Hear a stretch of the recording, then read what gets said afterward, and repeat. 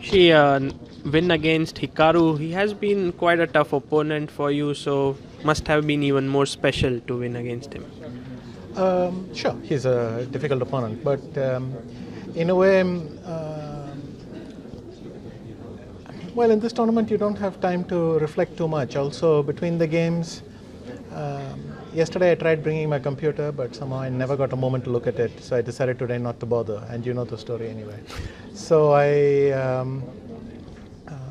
didn't really have a chance to do any work, and I think you just sit there and you try to come up with something as fast as you can. That's all you can do.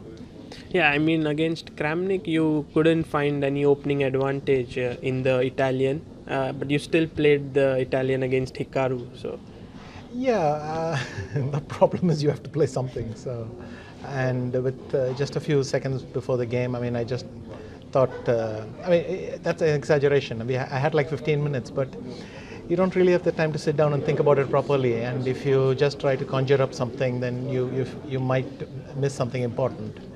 So just took a deep breath and tried to play. And where did he go wrong exactly?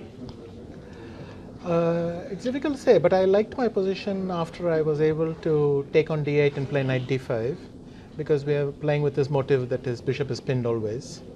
And then I was very confident that the opposite colored bishop ending was just winning. But in fact it was much more complicated. So if you remember the position where he played king e7, and then I got this h4 trick winning on the spot. But he can go bishop to g2, king, and so yeah, so and exactly here after I play king c6, and whenever he plays bishop takes h3, I go d6 winning.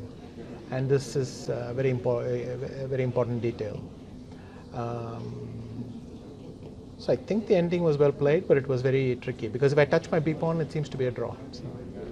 And against Svidler, you were a pawn down in the rook endgame, but you absolutely had no worries. You were playing confidently.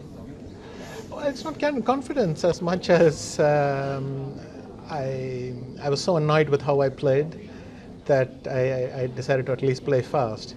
And luckily there are some technical difficulties for white, so it's not trivial. But of course, normally speaking, this position should be lost. It should be lost. That's my feeling. I didn't see a forced win either, and Peter also didn't see one. But it's hard to be excited by this position. In that game, where did you go wrong? Because it seemed very equal. Yeah, I guess I did everything wrong in the opening. And here you are having a time advantage in almost each and every game that you are playing. Even against some of the young players who are known for their speed, you have like 5-minute advantage. I hadn't really noticed that. Maybe I'm just playing fast. Of course, I feel that you should play rapid like rapid, and which means that you should use 22 minutes, because otherwise you could start with 15. So I think keeping too much time in reserve is not a strategy, but like I said, it's not a strategy I'm following. I wasn't aware of the time. When I see a good move, I make it. And here in the museum that you're playing, it's a different feeling. There is some noise around, but overall, are you enjoying it?